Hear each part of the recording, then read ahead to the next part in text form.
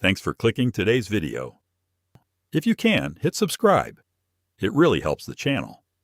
Now let's get back to the story. The rain fell in sheets, cold and unrelenting, as Hank stood motionless beneath the wide, darkening sky. His eyes fixed on the orange surveyor's marker driven into the soil, a garish wound among the earth-toned hues of his land. Behind him, the distant rumble of machinery vibrated through the ground, approaching with an inevitability that set his teeth on edge.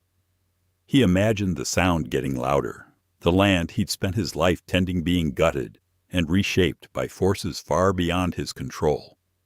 Hank's family had owned this ranch for 3 generations. His late father, an austere man with hands hardened by years of toil, had passed it down with the expectation that Hank would do the same for his own sons, Sam and Luke. But now the government threatened to split the ranch with a pipeline, a gleaming scar meant to transport something Hank neither needed nor wanted. It wasn't just his livelihood at stake. It was the future of his sons, who had always imagined they'd raise their families in the shadow of these same hills. He turned, rainwater slipping down the back of his collar, and caught sight of the old barn sagging under the weight of the storm.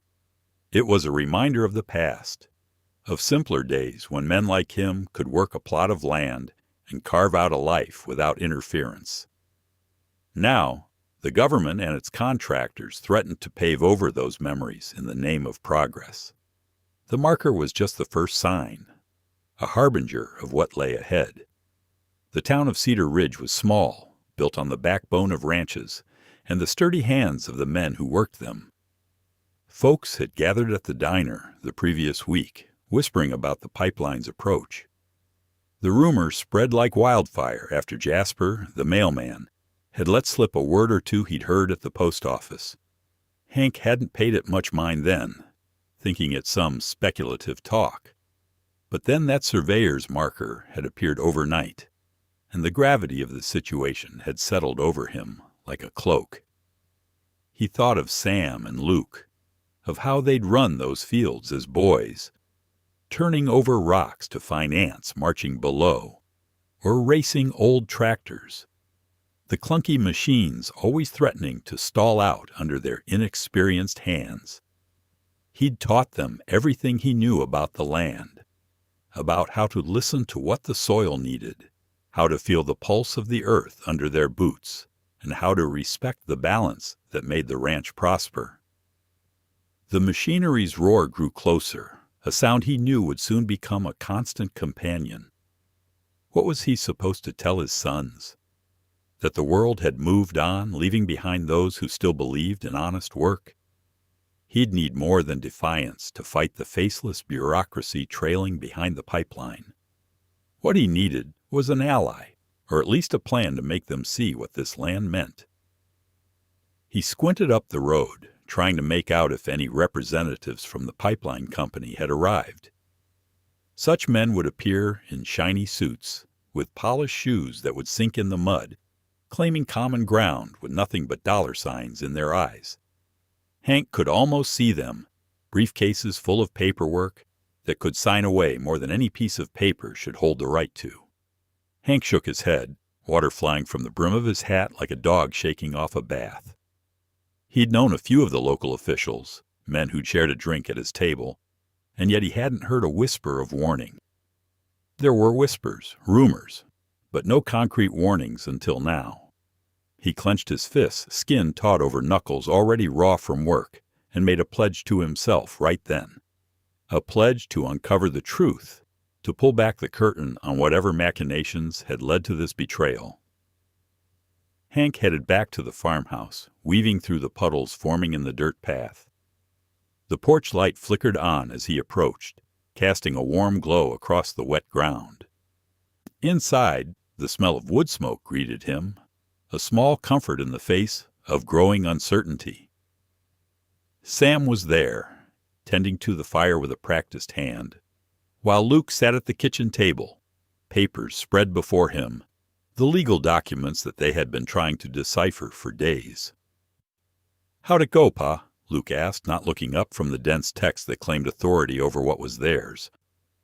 "About as well as a pig at a Sunday dinner," Hank replied, wiping the rain from his face with a calloused hand.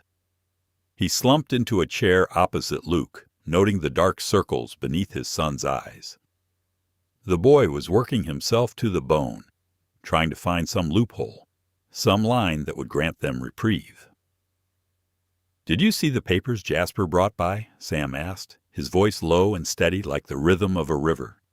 He leaned against the mantel, arms crossed. "I saw." Hank glanced at the documents, a jumble of legal jargon designed to confuse and mislead. "We need someone who can make sense of all this." Luke sighed, running a hand through his unruly hair. "I tried reaching out to a lawyer, but most won't touch it.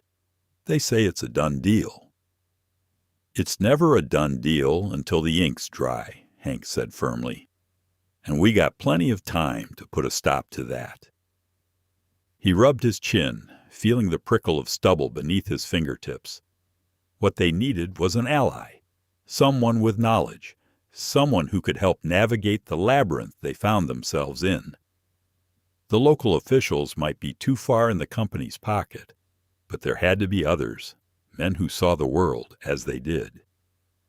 "We need to find out who's behind this push," Hank said, leaning forward, "and we need to know who stands to gain from this pipeline, cutting through our land." "It's just business to them, Pa," Sam said, his voice tinged with more than a little bitterness. "But to us, it's life." Hank nodded. "That's why we can't let it happen." The rain continued to drum against the windows, providing a rhythm that echoed Hank's determination. There was more at stake than just a tract of land. Every rustling leaf and every blade of grass felt imbued with the weight of history, of stories that would end if the land was taken away. As he sat there, surrounded by the warmth of the home he'd built, Hank knew their fight was just beginning, and come hell or high water, he intended to see it through to the end. Hank's father, Elijah, had always said that the land spoke to those who listened. The old man had a way of turning a phrase that made the ordinary seem profound, planting seeds of wisdom as he worked alongside his son in fields that seemed to stretch endlessly under a wide, open sky. Hank grew up watching his father toil from dawn until the light waned, the older man's shadow cast long and strong across newly plowed furrows. "Land's like a ledger, Hank," Elijah would say, wiping the sweat from his brow with the back of his hand. "You put in what you hope to take out, and if you're wise, you'll leave it better than you found it." Hank learned early the rhythms of the seasons, the way the earth could yield beauty and bounty if treated with the respect it demanded. Elijah's hands were often cracked and sunburnt, but they never hesitated to guide Hank's own as they mended fences, coaxed life from the soil, and tended to the cattle. It was a life of certainty built on fundamentals. And when Elijah passed, leaving the ranch to Hank, it was with the understanding that Hank would shepherd it with the same care. There had been lean years and years of plenty, each reinforcing the lessons Elijah had imparted. Hank carried those teachings with him, not just in memory, but in the scarred lines of his own hands, his knowledge of the land as deeply ingrained as the calluses themselves.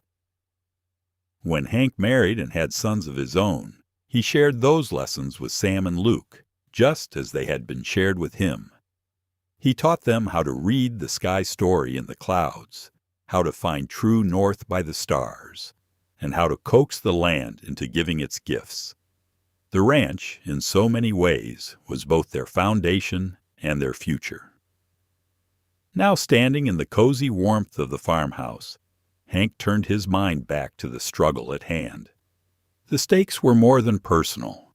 This was about preserving a legacy that had endured countless storms, both literal and metaphorical. But the challenge before them felt different, a force as impersonal as the machinery rumbling in the distance. The legal papers on the table were foreign territory, a different kind of landscape that Hank was ill-equipped to navigate alone. They detailed easements and rights of way, complex terms that bore down like a second storm no one had seen coming. It was a language of agreements struck in offices far removed from the fields and pastures that they now threatened to divide. Hank pushed back from the table, the chair wobbling slightly on the worn wooden planks. "I'm heading into town," he said, his voice steady but laced with a resolve that brooked no argument. "We need someone who knows their way around this kind of mess." Sam and Luke shared a glance, a silent exchange of concern and support. They'd grown into good men, each with his father's tenacity and his grandfather's wisdom. Sam nodded, stepping forward with the surety of a man who understood both the gravity and necessity of the fight ahead. "We'll hold down the fort here, Pa."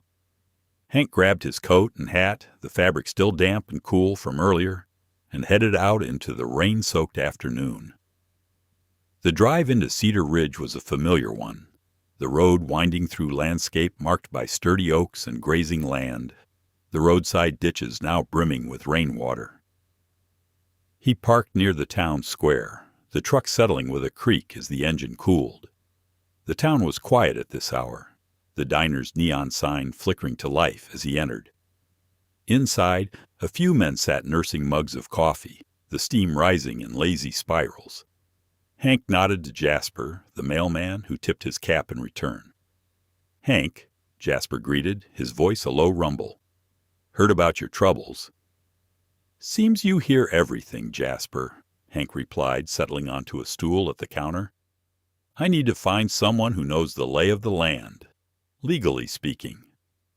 Jasper scratched at his chin, considering.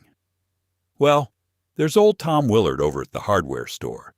He's got a head for that kind of thing. Did some legal studies after the war." The mention of Tom was a thread of hope. Hank remembered him, an unassuming man with a mind like a steel trap, who could argue the feathers off a hawk if need be. Hank rose, leaving a few bills on the counter for the coffee he hadn't had time to drink, and made his way to the hardware store. The bell above the door jangled as he entered, the scent of oil and cedar mingling with the cold air.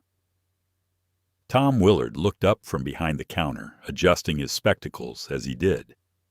"Hank," he said, his greeting as measured as ever. "What brings you in on a day like this?" "Need some advice, Tom. Legal advice," Hank replied, explaining the situation succinctly. Tom listened, nodding occasionally, his fingers tapping lightly on the countertop. When Hank finished, Tom pushed his glasses up his nose. "I've heard some talk," he said thoughtfully. "Seems there's more going on than just a straight pipeline deal. Word is, someone's greasing the wheels pretty heavy." This revelation was like a cold hand on Hank's spine. "Who?"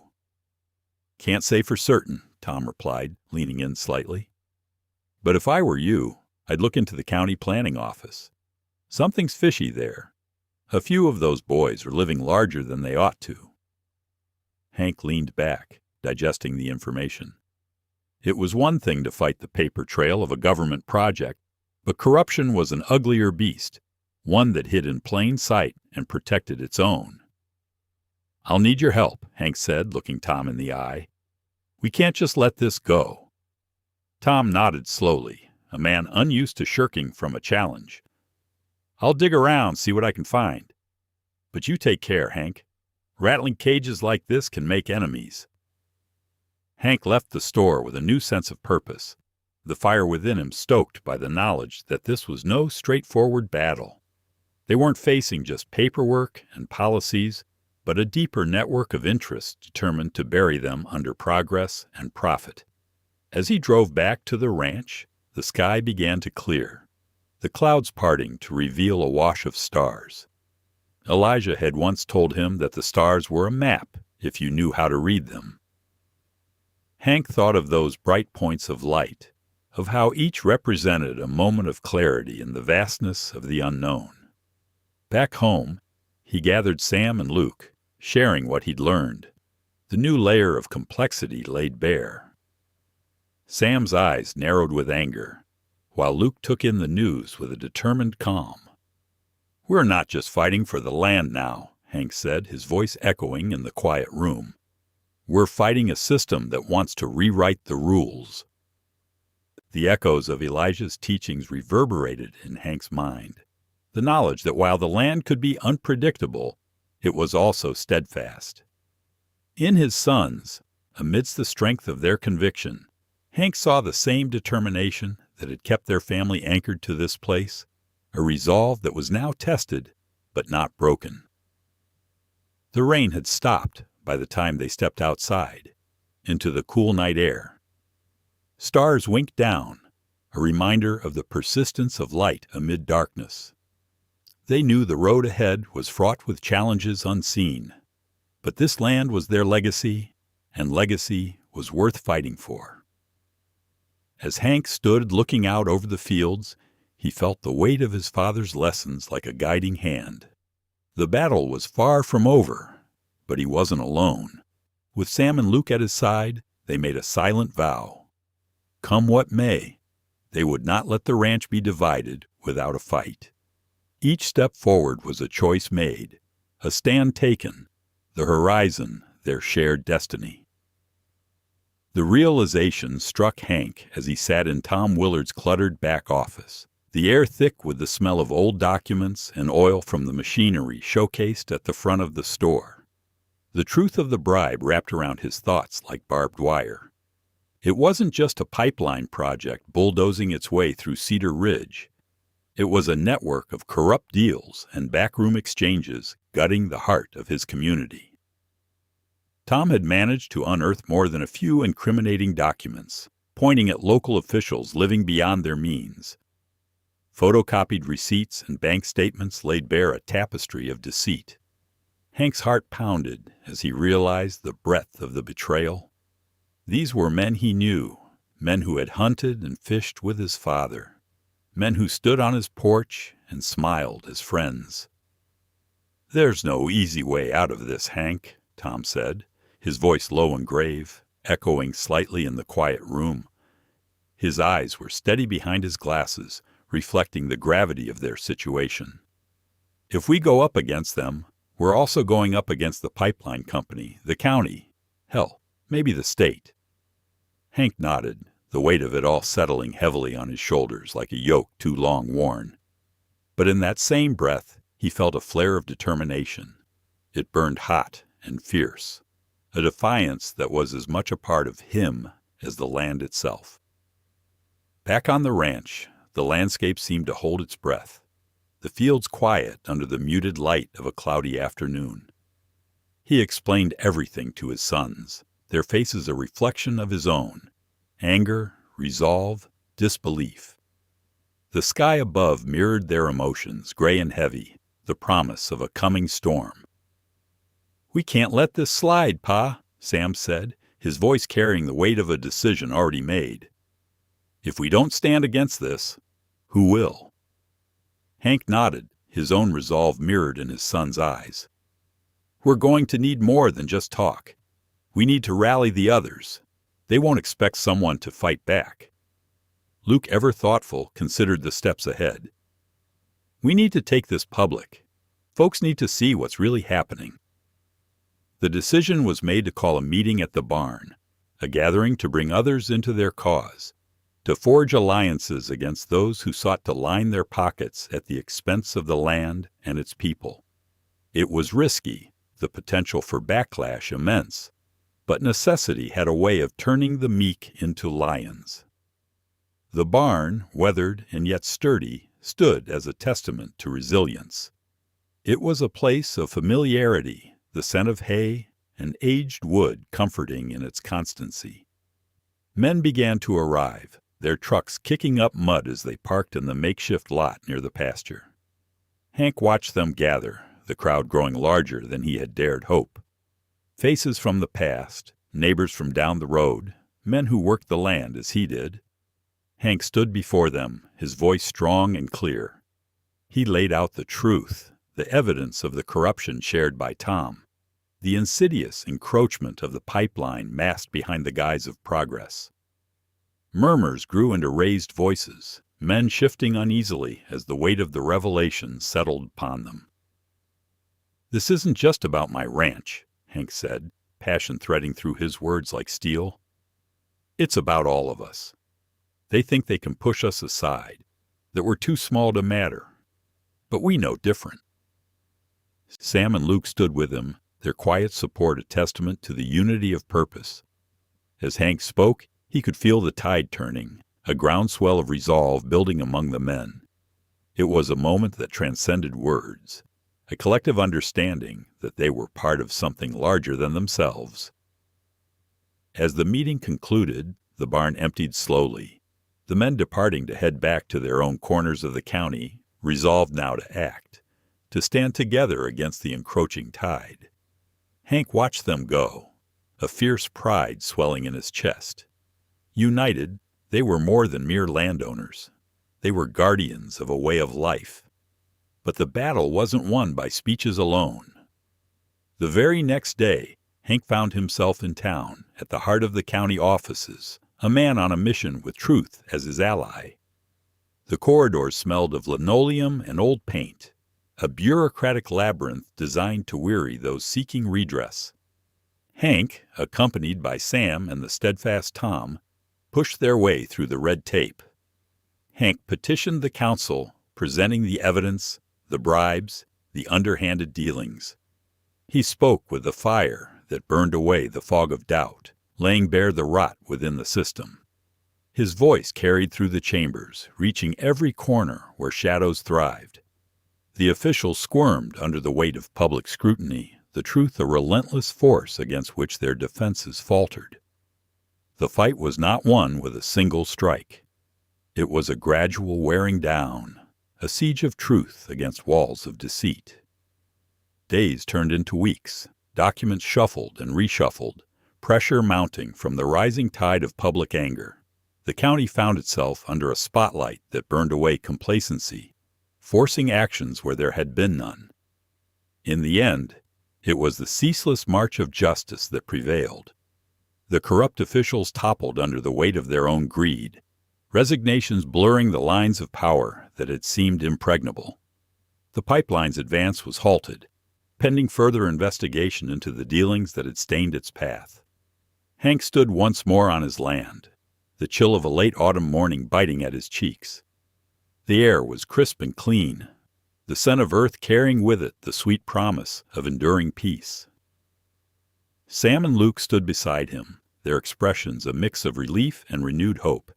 "And so it ends," Sam murmured, gazing out over the fields that stretched vast and unbroken to the horizon. "Not ends," Hank corrected gently, his voice carrying the wisdom of lessons learned and battles won. "This is just another beginning." The cost had been high, the battle waged on more fronts than Hank had ever imagined, but it was a victory nonetheless. They had lost the innocence of a simpler life, but gained something sharper, a sense of unity and purpose that bound them more tightly than the land itself. The ranch remained, unbroken, a testament to the legacy of those who had come before and those who would come after. As the sun dipped below the edge of the world, casting long shadows that merged with the night, Hank felt the ghostly weight of his father's presence. He looked out across the fields, the land bathed in the gentle light of 1,000 stars. It was a moment filled with a depth of understanding, the quiet acknowledgement that while battles may be fought and won, the enduring spirit of the land was the true victor. In the silence that followed, as the world settled into its nocturnal rhythm, Hank knew the future awaited. And in that future, a promise lived, a promise of steadfastness and the unyielding resolve to stand firm against the storms, both seen and unseen. Years passed, the seasons cycling inevitably through their patterns, bringing with them the familiar rhythms of planting, harvesting, and rest. The land healed, lines drawn in the soil by surveyors' stakes fading into the earth, erased by time and the diligence of those who loved it. Cedar Ridge, too, found a new balance, the shadows of the past lingering but no longer defining the present. Hank, his hair now grizzled and his shoulders bearing the subtle stoop of hard years, remained a steady presence on the land. His sons, Sam and Luke, had grown into their roles with a grace that impressed him, each finding his own way to steward the legacy entrusted to them. Sam took to the cattle, his touch as gentle as it was firm, ensuring the herd thrived. Luke, with a mind for innovation, brought new techniques to their farming practices, marrying tradition with progress in ways that respected both. The conflict over the pipeline, though settled, left its mark in unexpected ways. The community of Cedar Ridge, once divided by whispers and fears, had come together in uncommon unity. The rallying cry against corruption drew the men closer, forging bonds that transcended the bounds of property lines and family histories. Neighbor helped neighbor, the old rivalry softened by shared purpose and mutual support. There were moments, quiet and unguarded, when Hank would find himself reflecting on the man his father had been, the shadow Elijah cast still visible in the way the land was tended and the way his sons carried themselves. The ranch had remained intact, not just as a piece of property, but as a living testament to the resilience and fortitude that defined his family. One brisk autumn morning, Hank stood at the edge of the pasture, watching the sun flare over the hills, the first light catching on the frost-crisped grass. The air carried a bite that sharpened his senses, each breath a reminder of the vitality of life woven through the ordinary. Sam was up early, already a silhouette against the barn as he prepared the morning feed, a routine as much a part of him as his own skin. Luke was in the workshop, his attention focused on a piece of machinery that threatened to give up its ghost before the harvest was brought in. The rhythmic clinking of metal on metal rose in the stillness, carrying across the yard to where Hank stood. Though the world had changed around them, with new roads and technologies creeping ever closer, the ranch remained a bastion of continuity. The field stretched wide and welcoming, the horizon unbroken, a reminder of battles fought and won. And yet, these changes were not losses, but evolutions, parts of life that Hank had come to accept with the wisdom years demanded. The pipeline no longer threatened. The land rested easy beneath the vast sky, its story carried forward by those who understood its language. As the day warmed, Hank walked the perimeter of the fields, the familiar paths as well trodden as the map of veins beneath his skin. He thought of the next generation, of Sam's children who would one day follow these same trails, find their own way under the spreading branches of the old oaks. He paused at a spot where the surveyor's stake had once stood, now marked only by the subtle rise of earth where the wound had healed over. And kneeling, he pressed a palm to the soil, feeling its cool resilience. It was a gesture as much of memory as of promise, an acknowledgment of the cycles that bound the past, present, and future. As he stood, the horizon caught his gaze, the sun rising higher, spilling light across the land. It was a moment that held all the weight and lightness of history, captured in the breath of dawn. The ranch spread before him, whole and enduring, a testament to resilience and the enduring promise of those who had come before and those yet to follow. In that single, frozen frame, Hank saw it all, the sweep of green fields, the steady mountains, the open sky, and the promise of another day.